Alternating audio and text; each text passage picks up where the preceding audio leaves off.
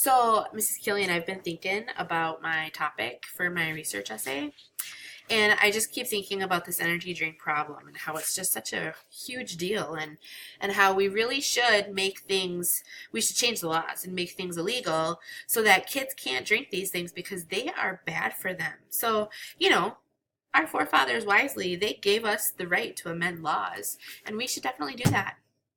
Well, Don't you think? it's true. It's true. Those laws were put in place. But here's one thing I want you to consider. The government is already so involved in our lives in so many other ways. And if there are teens out there that are earning money and they're saving money, maybe we leave it up to them to decide how they want to spend their own money. And if that's a choice they make, they should have the right to make that choice. Hmm. That's an interesting point. Oh my gosh, that's it. That's my counterclaim. I'm going to use what she just said. I'm going to start that body paragraph with what she just said.